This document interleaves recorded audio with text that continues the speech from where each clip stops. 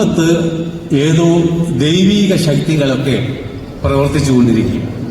അതിൽ മുസ്ലിം ദൈവങ്ങളുമുണ്ട്, ക്രിസ്ത്യൻ ദൈവങ്ങളുമുണ്ട്, ഹിന്ദു ദൈവങ്ങളും ഉണ്ട്. അപ്പോൾ ഇപ്പോഴത്തെ ഈ ഭേദഗതിയിലൂടെ മുനമ്പത്തിന് എന്തെങ്കിലും പരിഹാരം ഉണ്ടാകുമോ അതിനെക്കുറിച്ചിട്ടാണ് എനിക്ക് പറയാനുള്ളത്. എങ്കിലും ഓടിച്ച് മുനമ്പത്തെ ചരിത്രം ഒന്ന് പറയാൻ ഞാൻ ആഗ്രഹിക്കുക. അതായത് നമ്മൾ ഈ ചാനൽ ചർച്ചകളിലും ഒക്കെ പറഞ്ഞു കേട്ട ഒരു കാര്യമാണ്, 1902 ആയില്യം തിരുനാൾ മഹാരാജാവാണ് സത്താർ സേട്ടുവിന് പാട്ടത്തിന് കൊടുത്തത്. എന്നാൽ 1902 ആയില്യം തിരുനാൾ മഹാരാജാവ് ആയിരുന്നില്ല ഉണ്ടായിരുന്നത്. സത്താർ സേട്ടുവിന് 1915 ജൂൺ മാസം 15-ാം തീയതിയാണ് പണ്ടാരവക വെറും പാട്ടമായിട്ട് ഏകദേശം 400ഓളം ഏക്കർ വസ്തു ഈ പണ്ടാരവക വെറും പാട്ടമായിട്ട് കൊടുത്തത്.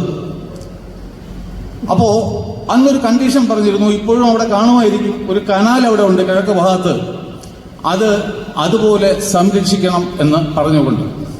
അപ്പോൾ ഇങ്ങനെ പറഞ്ഞുകൊണ്ട് 1924 നമ്മുടെ അന്നത്തെ ഹുസൂർ കച്ചേരി, അതായത് സെക്രട്ടേറിയറ്റ്, അവിടെ നിന്നും കൊച്ചി ദിവാൻ അയച്ച ഒരു കത്ത്, അതിൻ്റെ ഒരു രൂപം എൻ്റെ കയ്യിൽ ഉണ്ട്. അതൊക്കെ കാണിക്കേണ്ട ആവശ്യമില്ല, ആർക്കെങ്കിലും ഈ യോഗം കഴിഞ്ഞതിന് ശേഷം കാണണമെങ്കിൽ നമുക്ക് കാണാം. അപ്പോൾ അന്ന് ഈ 19-ാം നൂറ്റാണ്ടിലൊക്കെ ആർക്കും തന്നെ വസ്തുവകകളിൽ ഉടമസ്ഥാവകാശം ഉണ്ടായിരുന്നില്ല. നമ്മളുടെ അപ്പൂപ്പന്മാർക്കോ അവരുടെ അച്ഛന്മാർക്കോ ഒന്നും തന്നെ വസ്തുവിൽ ഉടമസ്ഥാവകാശം ഉണ്ടായിരുന്നില്ല. തിരുവിതാംകൂറിലെ കാര്യമാണ് ഞാൻ പറയുന്നത്. അന്ന് 3 തരത്തിലുള്ള വസ്തുക്കളാണ് ഉണ്ടായിരുന്നത്. അതായത് ഒന്ന് ദേവസ്വം, ദേവന്റെ സ്വത്ത്. രണ്ടാമത് പണ്ടാരവക വസ്തുക്കൾ, അതായത് രാജാവിന്റെ അല്ലെങ്കിൽ സർക്കാരിന്റെ വസ്തുക്കൾ. മൂന്നാമതായിട്ട് ബ്രഹ്മസ്വം, ബ്രാഹ്മണന്മാരുടെ വസ്തുക്കൾ. അപ്പോൾ ഈ 3 ടൈപ്പിലുള്ള ജന്മിത്വം ആണ് ഉണ്ടായിരുന്നത്. അപ്പോൾ ബാക്കിയുള്ള ആൾക്കാർ എന്ത് ചെയ്യുമായിരുന്നു എന്ന് വെച്ച് കഴിഞ്ഞാൽ, ഇതുപോലെ വസ്തുക്കൾ പാട്ടത്തിലും ഒറ്റി അങ്ങനെ പല വിധത്തിലും എടുത്ത് ഈ രാജാവിന് എന്തെങ്കിലും കൊടുത്ത് ഈ കരം പോലെ കൊടുത്തതിന് ശേഷം അങ്ങനെ കൃഷി ചെയ്യുകയാണ് ഉണ്ടായിരുന്നത്.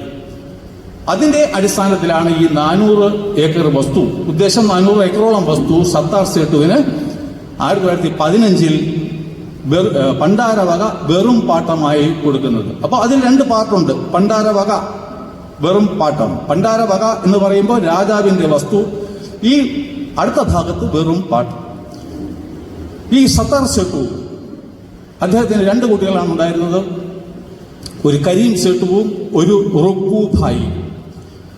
അപ്പോൾ ഈ റുക്കൂഭായിയുടെ മകന്റെ മകളാണ് ഇപ്പൊ ഷംസാദ് ഹുസൈൻ. അവരുടെ വസ്തുക്കൾ ഇപ്പോൾ വഖഫ് കൊണ്ടുപോയി നിങ്ങൾക്ക് അറിയാം. പക്ഷെ ആ ഒരു തായ് വഴിയും മുനമ്പവുമായിട്ട് യാതൊരു ബന്ധവും ഉണ്ടായിരുന്നില്ല.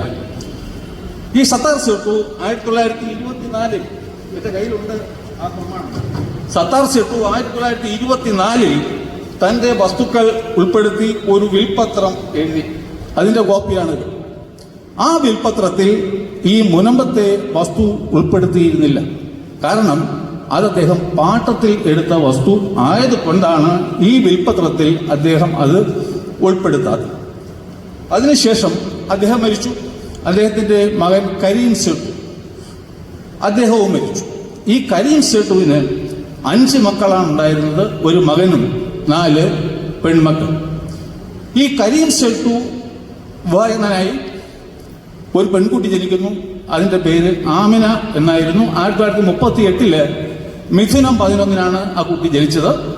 ആ കുട്ടിക്ക് 2 വയസ്സുള്ളപ്പോൾ അതിന്റെ ഉമ്മ മരണപ്പെടുന്നു. അതിനുശേഷം 1945 അതിന് 7 വയസ്സായ സമയത്ത് അതിന്റെ ബാപ്പയും മരിക്കുന്നു. കുട്ടി അനാഥയാകും. അപ്പോൾ സ്വാഭാവികമായിട്ടും അതിന്റെ അമ്മാവൻ, ഒരു ഇസാ സേട്ടു എന്ന് പറയുന്ന മനുഷ്യൻ, കോടതിയെ സമീപിക്കുന്നു. ഈ കുട്ടിയുടെ ശരീരത്തിനും അവളുടെ സ്വത്തുവകൾക്കും തന്നെ ലീഗൽ ഗാർഡിയൻ ആയി നിയമിക്കണം എന്ന് ആവശ്യപ്പെടുന്നു. അത് കോടതി അംഗീകരിക്കുന്നു. But there was A condition, ഒരു കണ്ടീഷൻ ഉണ്ടായി.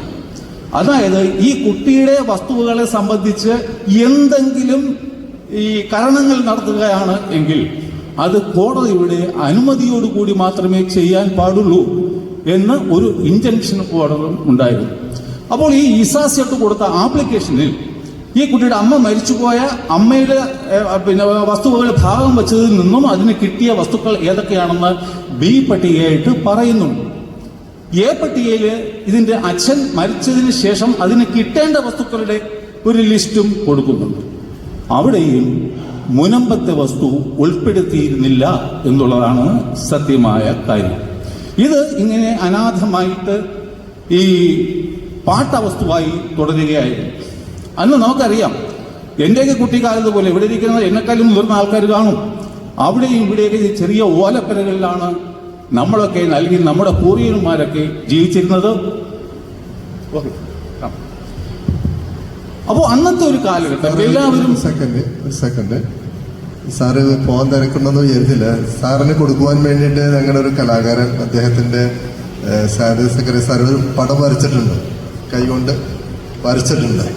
ഒരു സെക്കൻഡ്, അദ്ദേഹത്തിന് അത് കൊടുക്കാൻ വേണ്ടി വിനോദിനെ ക്ഷണിക്കുകയാണ്. അത് പോകുന്നതിന് പേരിലാണ് ഇടയ്ക്ക് വെച്ച് ഇങ്ങനെ ഒരു എനിക്ക് തിരുവനന്തപുരം വരെ പോകേണ്ടത് കൊണ്ടാണ്, സോറി.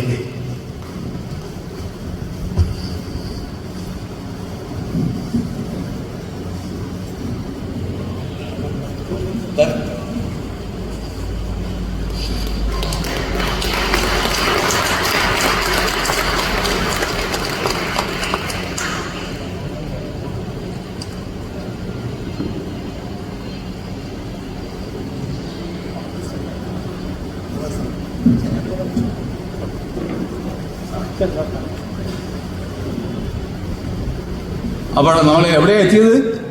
കഥ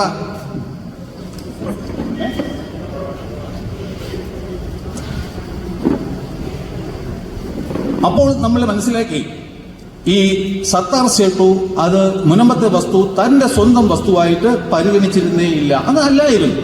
അതുകൊണ്ടാണ് ഈ അദ്ദേഹത്തിന്റെ മകനായ കരീം സേട്ടുവിന് കിട്ടേണ്ടിയിരുന്ന വസ്തുക്കളിലും ഈ ആമിനയ്ക്ക് വേണ്ടി കൊടുത്ത ആപ്ലിക്കേഷനിൽ ഇസാ സേട്ടു ആ വസ്തുക്കൾ അതിനെപ്പറ്റി പറയരുത്. പക്ഷേ അൺഫോർച്ചുനേറ്റ്ലി അത് കഴിഞ്ഞ് 2 വർഷം കഴിഞ്ഞപ്പോൾ 1947 ഇസാ സേട്ടുവും മരണപ്പെടുന്നു. അപ്പോൾ അദ്ദേഹത്തിന്റെ അനുജനായ മുഹമ്മദ് ജേക്കബ് സേട്ടുവിനെ വീണ്ടും കോടതി ഗാർഡിയനായി നിയമിക്കുന്നു. കാര്യങ്ങൾ അങ്ങനെ പോകുന്നു. 1959 ആ കുട്ടിക്ക് 21 വയസ്സായപ്പോഴാണ് അത് കോടതിയിൽ ആപ്ലിക്കേഷൻ കൊടുത്ത് എനിക്കിനി ലീഗൽ ഗാർഡിന്റെ ആവശ്യം ഇല്ല, എനിക്ക് പ്രായപൂർത്തിയായി എന്ന് ആപ്ലിക്കേഷൻ കൊടുത്തു. അതിൽ നിന്നാണ് നമുക്ക് ഈ ഡീറ്റെയിൽസ് കംപ്ലീറ്റും കിട്ടുന്നത്. അപ്പോൾ 1947 ഈസാ സേട്ടു മരിച്ചതിന് ശേഷം ഈ ആമിനയ്ക്ക് മറ്റ് ഈ ലീഗൽ ഗാർഡിയനൊക്കെ ഉണ്ടായി. അന്ന് നമ്മൾ ആലോചിക്കണം, അവിടെയും ഇവിടെയും മാത്രം കുറേ വീടുകൾ, സമ്പന്നരായ ആൾക്കാർ, വളരെ ഈ പരസ്പരം വളരെ സഹകരണവും കാര്യങ്ങളും ഒക്കെ അറിയാമായിരുന്നു. അവിടെയാണ് ഈ സിദ്ദിഖ് സേട്ടു രംഗത്തേക്ക് വരുന്നത്. അതിനുപരിയായിട്ട് 1947 ആഗസ്റ്റ് മാസം 15-ാം തീയതി ഇന്ത്യക്ക് സ്വാതന്ത്ര്യം കിട്ടുകയായിരുന്നു. അപ്പോൾ അന്നേ ദിവസം മുതൽ പ്രാബല്യത്വം വരത്തക്ക രീതിയിൽ ഇന്ത്യൻ ഇൻഡിപെൻഡൻസ് ആക്ടും നിലവിൽ വരുന്നുണ്ടായിരുന്നു. ആ ആക്ട് നിലവിൽ വന്നു കഴിഞ്ഞാൽ സ്വാഭാവികമായിട്ടും ഇതുപോലെ പാട്ടമായി കൊടുത്ത വസ്തുക്കളൊക്കെ തിരിച്ച് വീണ്ടും സർക്കാരിൽ വരും. അപ്പോൾ ബുദ്ധിമാനായ സിദ്ദിഖ് സേട്ടുവും അന്നത്തെ ഇടപ്പള്ളി സബ് രജിസ്ട്രാർ ഓഫീസിലെ സബ് രജിസ്ട്രാറും തമ്മിൽ ഗൂഢാലോചന നടത്തുന്നു. നമുക്കെങ്ങനെ ഈ 400ഓളം ഏക്കർ വസ്തു അടിച്ചു മാറ്റാം? അങ്ങനെ ഒരു തീരുമാനത്തിന്റെ അടിസ്ഥാനത്തിൽ സ്വാതന്ത്ര്യം കിട്ടുന്നതിനും 18 ദിവസം മുമ്പേ 1947 ജൂലൈ മാസം 28-ാം തീയതി അവർ ഒരു കള്ളഭാഗപത്രം ശമിക്കുന്നു. കാരണം ഞാൻ ഇത് പറയുന്നത് അത്രയും കോൺഫിഡൻസ് ഉള്ളത് കൊണ്ടാണ്. അല്ലെങ്കിൽ സിദ്ദിഖ് സേട്ടുവിന്റെ ഇപ്പോഴത്തെ മക്കൾക്കൊക്കെ എനിക്കെതിരെ മാനനഷ്ട കേസ് കൊടുക്കാനുള്ള വലിയൊരു കാര്യമാണ് ഞാൻ ഇവിടെ പറയുന്നത്. ഞാൻ അവരെ ചാലഞ്ച് ചെയ്യുകയാണ്. ഞാൻ പറയുന്നത് തെറ്റാണെങ്കിൽ അവർക്ക് എനിക്കെതിരെ മാനനഷ്ട കേസ് കൊടുക്കാം. അപ്പോ സിദ്ദിഖ് സേട്ടു ആ പ്രമാണത്തിൽ രംഗത്ത് വരുന്നത് ആമിനയുടെ റിസീവറായിട്ടാണ്. കോടതി നിയമിച്ച ആമിനയുടെ റിസീവറായിട്ടാണ് ഈ ഭാഗപത്രത്തിൽ കക്ഷി ചേരുന്നത് ആമിനയ്ക്ക് വേണ്ടി.